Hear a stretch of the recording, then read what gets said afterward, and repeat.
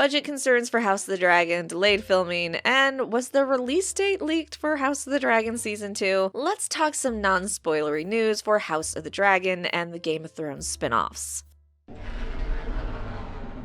First, people have been freaking out because they believe Daemon's actor, Matt Smith, revealed the release date for House of the Dragon Season 2. This is from an interview where he said, "August, I think summer, this summer, yeah. I've not seen any of it yet, but we finished filming last year, so we've got to do all the ADR and all that business." So of course people freaked out thinking, okay, it's not going to be until August, despite HBO saying early summer. However, when a representative from HBO was reached, they said they had nothing to say about the Season 2 release date or month. And then Casey Bloys, the bigwig at HBO, he said in an interview recently, yeah, no, it's early summer still.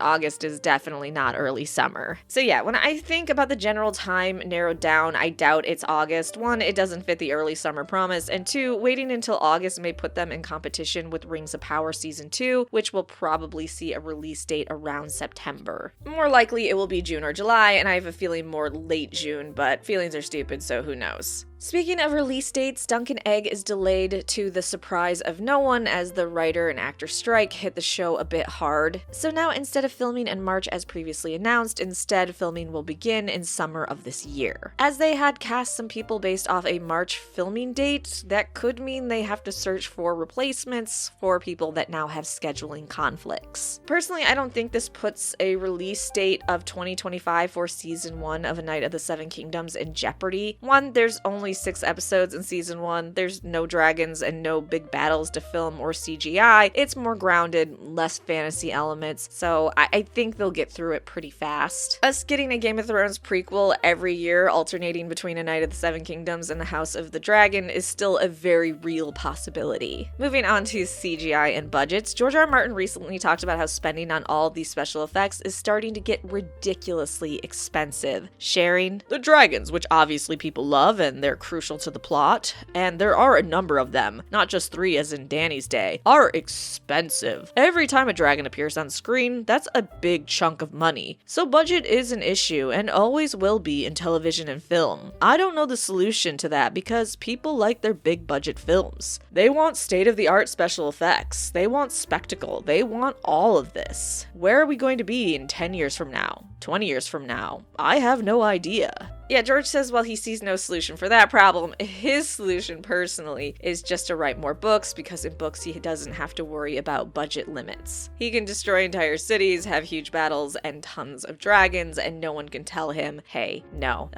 too much. Next, Fabian Frankel, who plays Sir Criston Cole, the man that got friend-zoned and has spent his entire life being a petty bitch about it, talked about how he's a father figure to Alicent's kids. In an interview, he said, "I think he sees it as his duty, by proxy of being Alicent's sworn protector, to protect these boys. He's been very close to a father figure to them. Criston Cole taught these kids to fight, taught these kids respect." Which just shows how degenerate and delusional Team Green is. He's so good at teaching those kids respect that Aegon is a womanizing drunkard that assaults people and Aemon loves to commit war crimes? Yeah, great fathering, Cole. Fabian says that he believes Cole is particularly close to Aemon, who sees himself in him. Something Frankel admitted he talked to Aemon's actor Ewan quite a bit about, stating, "Criston sees Aemon in himself, and himself in Aemon. Ewan and I talked a lot about that. He and I would spend a lot of time together, walking around Spain together, discussing this relationship. There's a real closeness between them." This is also why after Aemon says something crude about women, Cole responds that every woman is the image of the mother, to be spoken of with reverence.